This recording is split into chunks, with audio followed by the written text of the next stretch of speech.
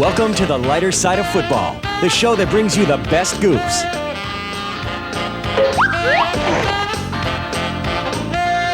And the funniest gags, courtesy of some of your favorite gridiron stars. That is a joke.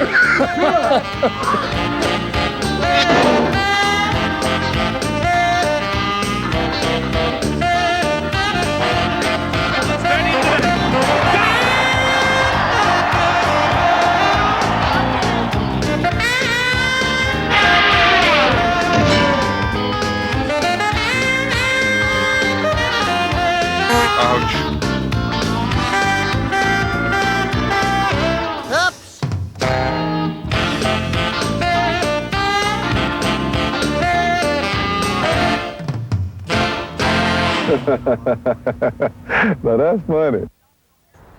Hi everyone, Jay Johnstone here and welcome to our show. Today we're going to buckle up the chin straps and slap on the shoulder pads and take a not so serious look at the game of football. Ready? Down. Ready, set. A look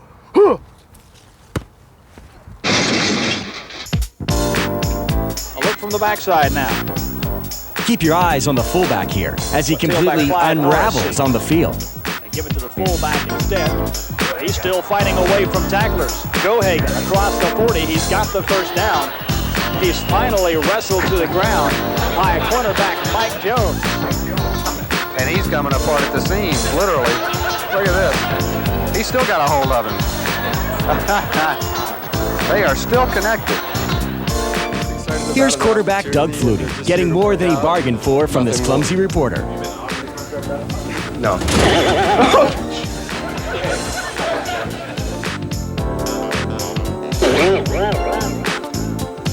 Don't worry, Doug. We'll pick up the cleaning bill for your shirt.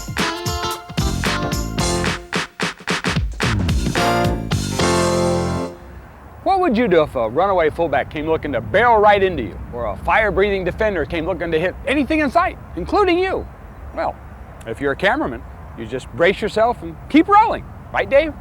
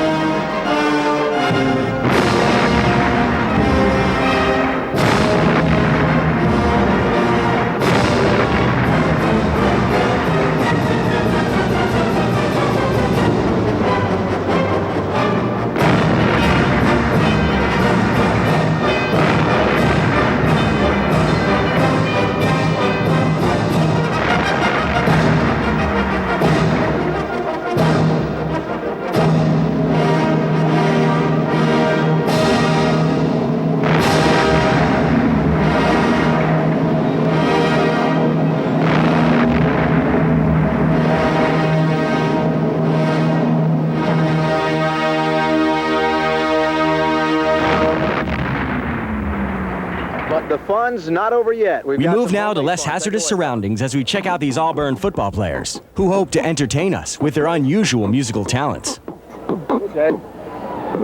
We came to Tampa to have some fun. We also came here to get a job done. We interrupt our regularly scheduled musical interlude with this special report. Jay? Sorry for the interruption, folks, but we got a potential disaster on our hands. We've lost the football. I've got to start looking for some clues, so come on, let's go. The mystery of the missing football. Once upon a time in the far-off foggy land, a football disappeared. The search began instantly. The suspects were many, among them Green Man, T-Man, Girl Man, Madman, Hulk Man, Dark Man, and the Masked Man. Players did not play, and the games were almost always delayed. When they did play, it was somehow different. How do we play without a ball? You put it under his shirt now. Tempers flared as they looked for the ball. Now don't you didn't understand? see the ball. I'm the ref, and I say I didn't see the ball. I can't Now believe stay it. away from me. What Please is stay away that? from me. Strange things began to happen.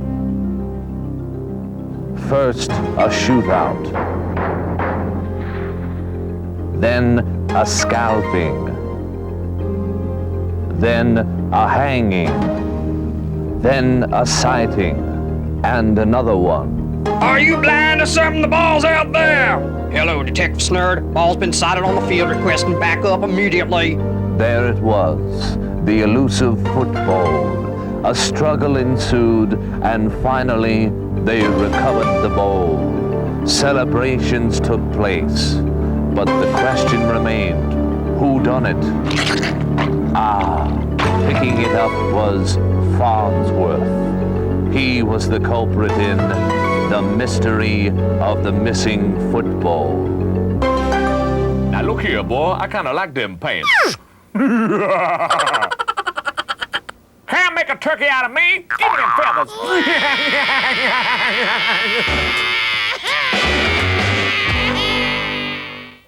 Let's return now to the Auburn Rappers, already in progress. We'll be blowing the minds and showing no shame. At the Hall of Fame is where we'll be with Frank, Wayne, me, and Sweet Tea.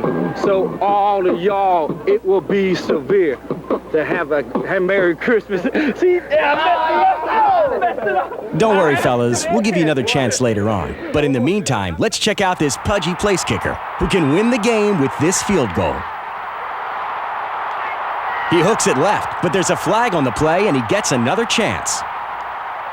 This one is blocked, but again a flag. Attempt number 3 now. And this one is wide left, but can you believe another flag? Finally, on his 4th try, he kicks it through for the game winner. Well, it's about time. Let's have some more fun with footage found in our file of football frivolity. Poor Larry Smith. The former Southern Cal head coach just doesn't get the respect he deserves from his players. Watch Herschel Walker give TV reporter Penny Preston all she can handle. Our cheerleader picks out a receiver.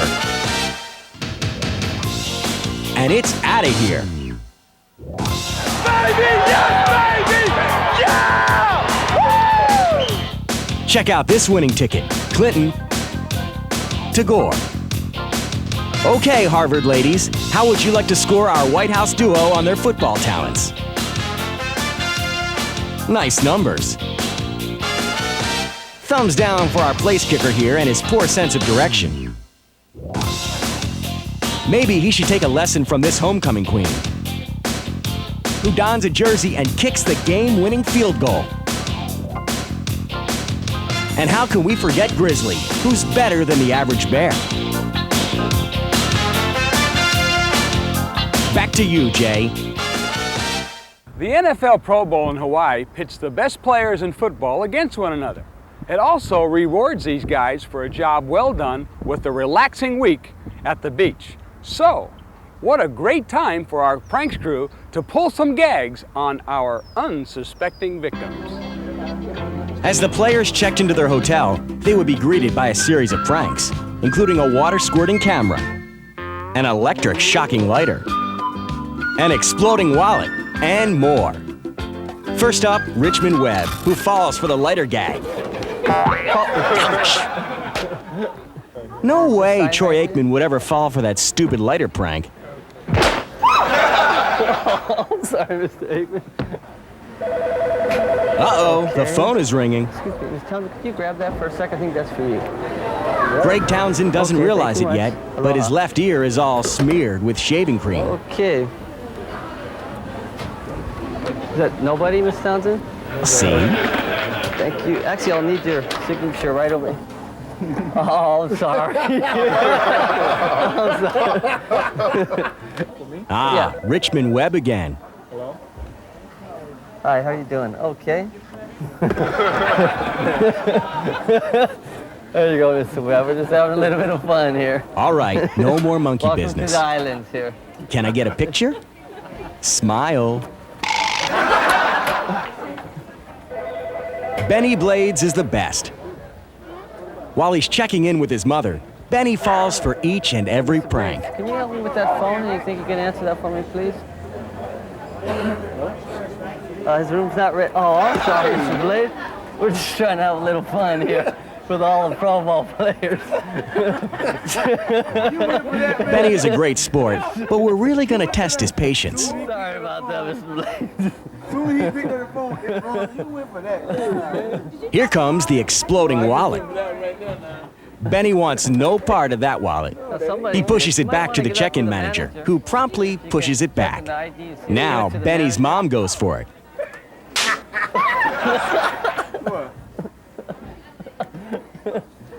Benny's friend is now curious about the wallet. While he's examining it, Benny is approached by a woman who asked him to light her cigarette with the electric lighter. Benny's not sure, but hey, why not? Ouch! That stings. By this time, Benny is completely flustered, and that hand still stings.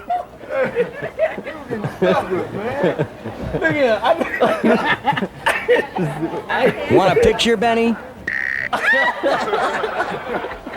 Finally, it's all over. I just need a signature, Mr. Blade. Okay, your room is ready, by the way.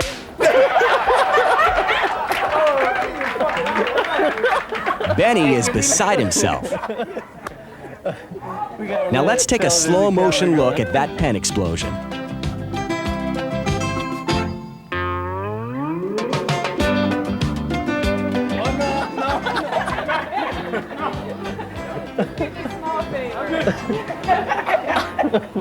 Benny wants no more, so we're going to reveal our TV camera and put him out of his misery. Okay, Mr. Blade.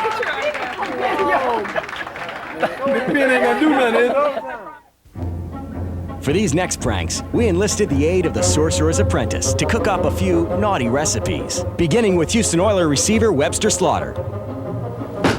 My mother taught me this. Who successfully attempts to scare the daylights out of fellow All-Pro Mike Johnson.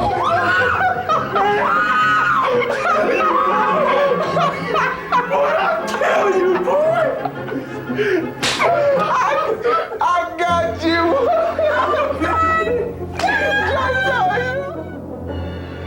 Moving on to the Sorcerer's Dirty Rat Trick, whereby our interviewer, Dallas Cowboy Nate Newton, sets up Eric Dickerson. The rat is just to the left of that rock behind them.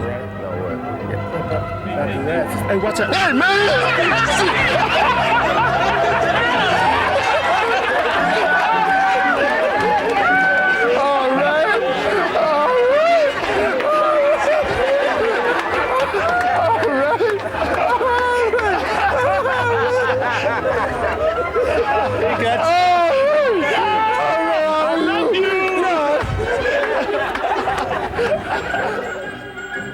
Even the fairest of maidens falls victim to the sorcerer's spell, as these Buffalo Bills cheerleaders are greeted rudely by a rather large rubber cockroach. Hold that again. Okay, now, I'm gonna make that card that you just memorized appear on the bottom of the stick. I know, I'm special. Okay, ready? 1, 2, 3. 71 offense, decline, 4th down. Okay, is that your card? Are you sure? And finally, our sorcerer has convinced former All-Pro Vi Sikahama in red that there's a dangerous wild monkey in that box.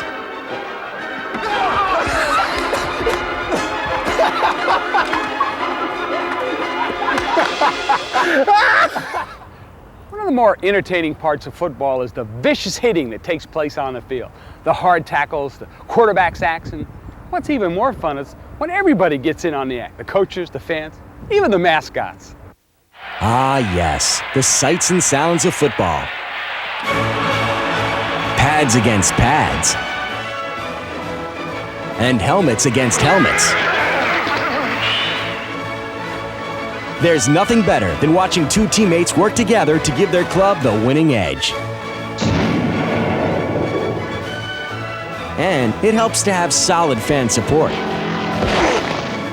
especially when unforeseen obstacles get in the way.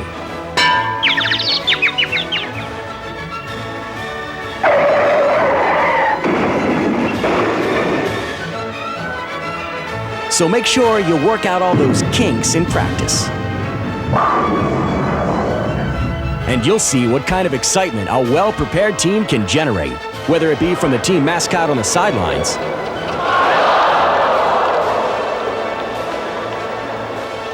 or from the fans in the stands.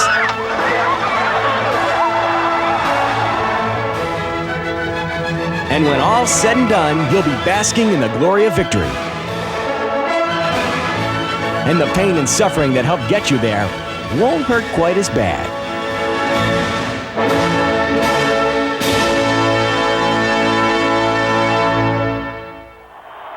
Halfback pitch.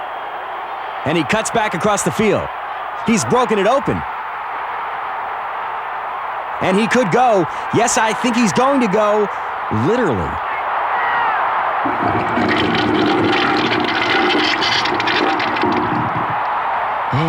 Thanks, fellas. I really needed the blocking on that one.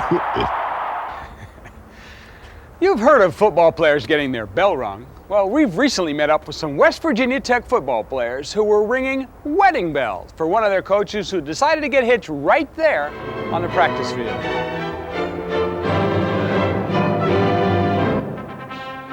I never thought I'd be doing a wedding on the football field.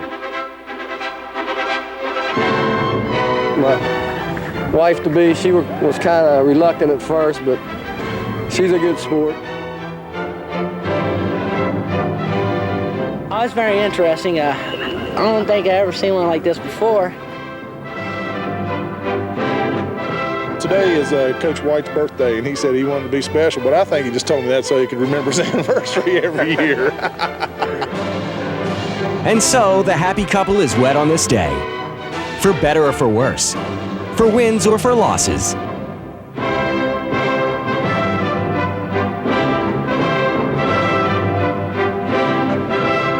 Congratulations to the new Mr. and Mrs. Mike White.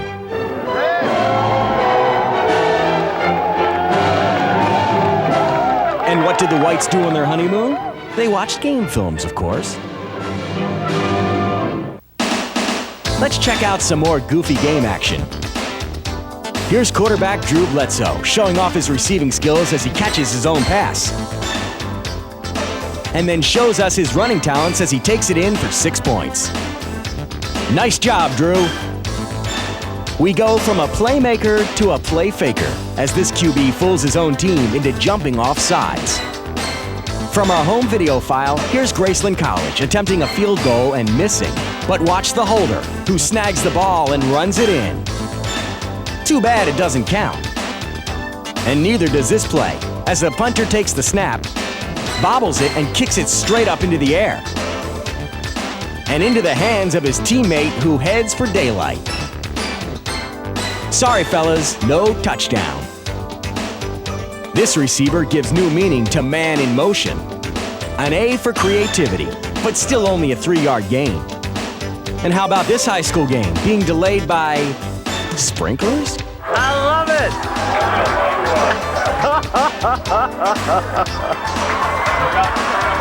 Hey, I really got my hats off to the Spartans. Good football, and now look at this choreographed water sports.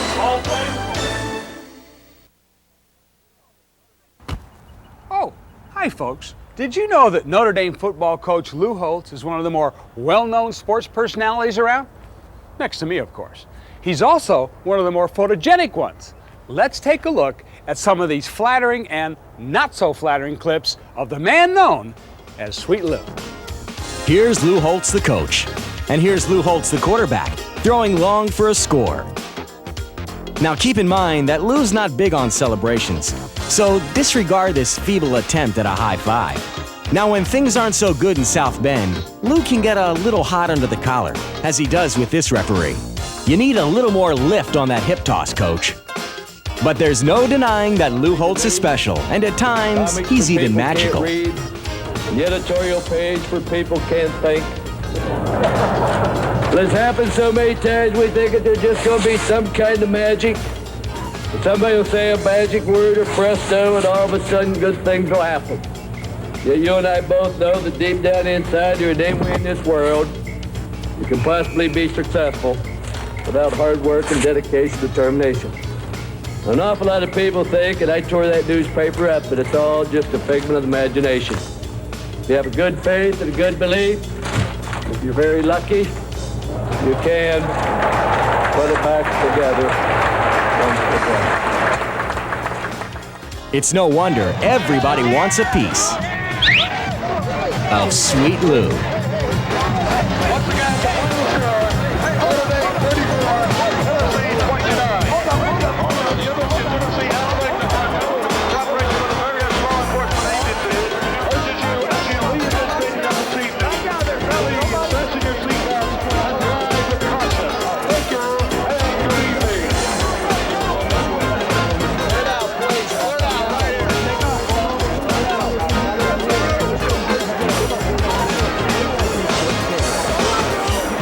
Thanks for being such a great sport, Lou.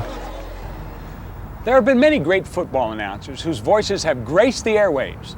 Names such as Howard Cosell, Keith Jackson, John Madden.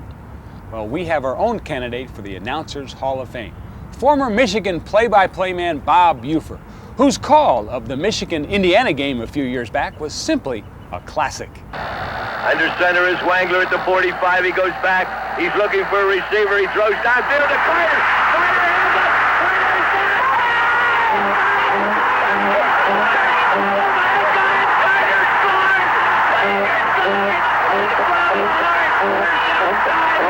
Look at those Wolverines!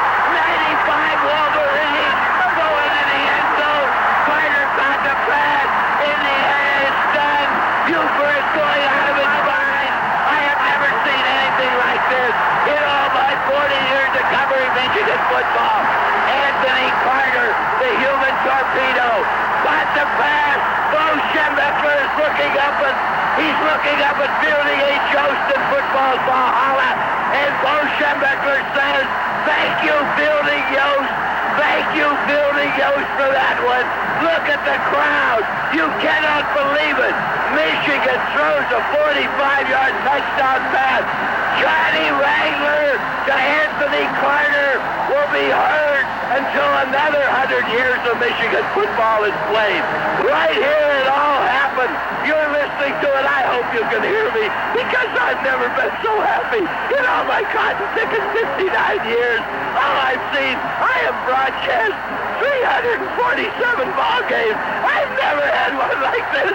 Michigan wins 27-21. They aren't even going to try the extra point. Who cares? Who gives a damn? I know you're excited, Bob, but why don't you just relax now as we travel once again to the beautiful Hawaiian Islands, as we set up some more Pro Bowlers with our fictitious pie-eating contest. Green Bay Packer Reggie White is the host for our bogus bake-off. The two finalists, Peggy Price of Atlanta, Georgia, and Reggie's wife, Sarah, are also in on the prank. Reggie has asked various Pro Bowl players to serve as judges and pick a winner in the contest. However, what these players don't know is that we've added a few extra ingredients to the Hawaiian cherry pie that Sarah White is supposed to have baked. Started with a little lemon juice and some nutmeg. Just a dash of salt. And of course, just a little bit of bitters. Before we let the players try this awful tasting pie, we had them taste the good one that Peggy baked. What do you think about this pie? Pretty good. Pretty good. What about you, Bruce? Yeah, it's real good. Real good. Good pie. Very good pie. It was tasty. Well, it was good. It was light. Not like my mother's pie, but that's very good. Very good. After washing that down, it was time for a slice of Sarah's scrumptious cherry pie. Let's see what our judges think of Sarah's entry.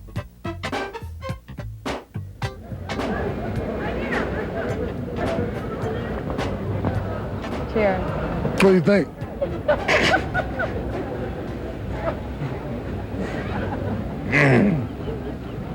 The crust is good. Try the crust. Oh, the crust was fantastic. Yeah, taste the crust. Yeah, I did. What do you think about the pie? The pie itself is very interesting. Pick a winner. Which one do you think was the best pie? Well, let me get a little water here.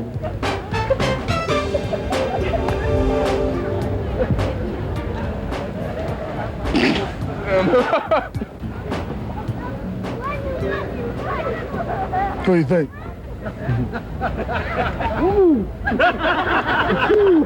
What's the matter? What do you think, Keith? I don't like her. Why don't you like it? You don't like cheering? Keith Jackson's an honest guy. Now watch Keith as he politely excuses himself so he can get rid of that pie.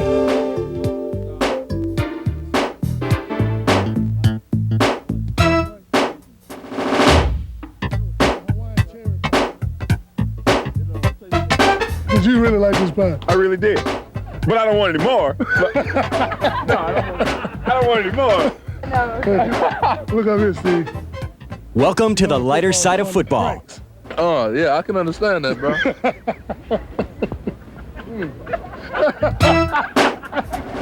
Boy. Yeah, I did. That's a nasty You weren't going to eat no more, No, I was not going to eat another bite of that, bro. That is some nasty pie right there. She didn't make it. So. No. I thank you for not, if I were you, I wouldn't claim it either, but still. And finally, Eric Dickerson. Here's a guy who's not afraid to tell it like it is.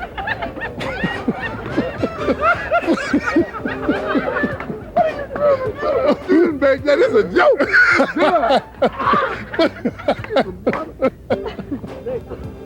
Hey, come here. Come here, Eric. Man, I'll pass this one on you. Football funniest pranks. What do you think of that pie, Eric? Oh, man, that is nasty. Very nasty. He had to put a whole pound of salt in that cake over there. I want y'all to know that. Y'all dogs aside, I want y'all to know that. We're going to get you back. Naughty. We're going to get you back. Okay, guys, this is your last chance, so make it good. We came to Tampa to have some fun, but we also came here to get a job done. On New Year's Day is the big game. We'll be blowing their minds and showing no shame. At the Hall of Fame is where we'll be with Frank, Wayne, and me and Sweet Tea. As you can see, it will be severe, but we'd like to wish you all a Happy New Year. Now, wasn't that worth waiting for, folks? Back to you, Jay. Well, I guess that just about does it for us here. We hope you enjoyed the look of the lighter side of football. Thanks for watching, and I'll see you at the 51-yard line.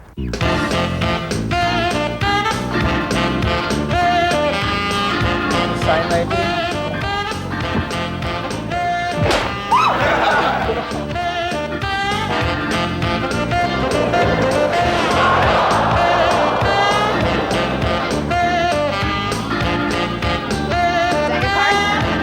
Are you sure?